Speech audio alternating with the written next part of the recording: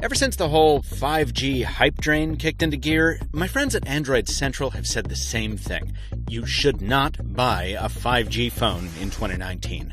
The networks aren't mature enough, the phone selection isn't broad enough, it's just too early. Well, I found a way to prove those folks wrong. Turns out there are actually a few people who should buy a 5G phone. The thing is, they all pretty much live in this building right here.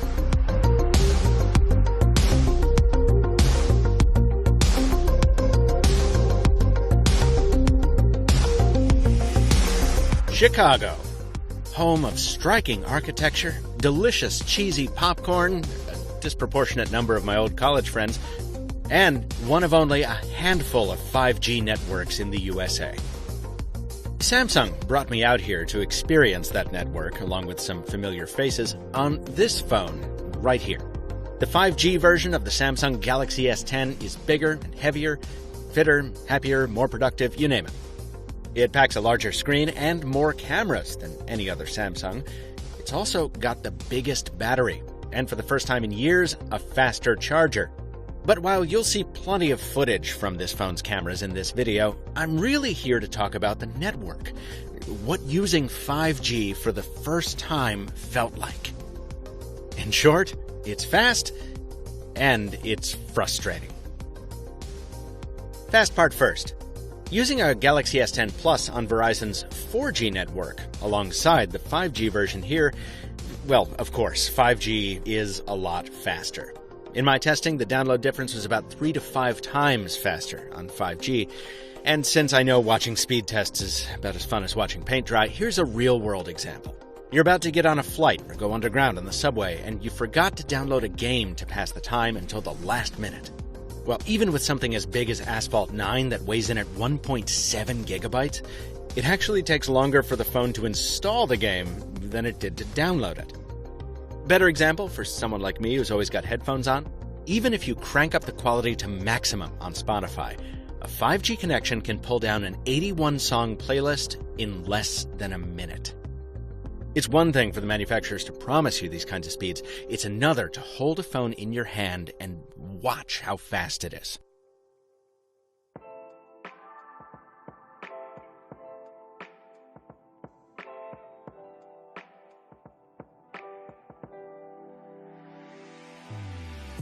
Unfortunately, the same technology that makes it faster also makes for the frustrating part.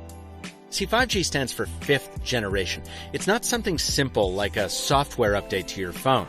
Actual 5G connections, ones fast enough to give you these speeds, require a whole new kind of network.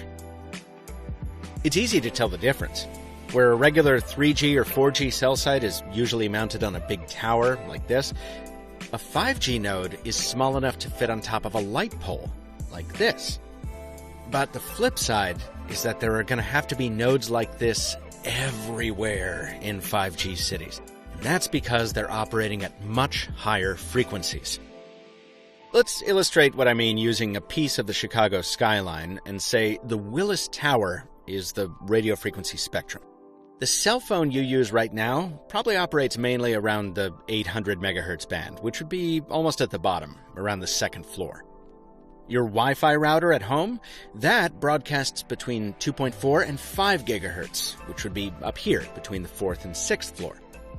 Verizon's 5G uses the millimeter wave spectrum between 28 and 39 gigahertz. That's way up here at floor 103, which I visited on my trip, and a quick look down will reinforce just how very high up it is. Now, being up that high in the spectrum is what allows 5G to offer such fast speeds. But it also means those signals can't travel as far and can't penetrate obstacles as well. During my day in Chicago, the difference between holding onto a 5G signal and losing it was literally the difference between walking 5 feet or putting a phone on the wrong ledge. Even ducking behind a tree or being on the other side of a window would sometimes cause the connection to fall back to 4G. Now, Sprint and T-Mobile are going with a different approach to 5G in a lower part of the spectrum, but look, it's possible to build a solid 5G network where Verizon is doing it. You just need a ton of infrastructure that they've barely started building. This explains why all of us media folks who've been invited to test it have kind of done the same things. Performed speed tests, downloaded big apps. It's not because we were required to. It's because the network isn't ready for much else. Like, the number one thing I wanted to try was a video live stream, or see how long it would take to upload a huge video to YouTube. But when I visited, the network wasn't even using 5G for uploads yet. The phone would fall back to 4G for those. I asked Verizon why it was selling 5G phones when the network was barely online. The company didn't give me a straight answer, but it's not hard to figure out. Just Google who was first to 5G and you'll see a few companies jockeying for that recognition. Yeah, it's a prestige thing and it's also a money thing. As Reuters points out, the entire industry is expected to generate over $12 trillion by 2035. That's $12 trillion per year. But we're in 2019. So if you buy a Galaxy S10 5G today, what are you getting for your almost $1,300?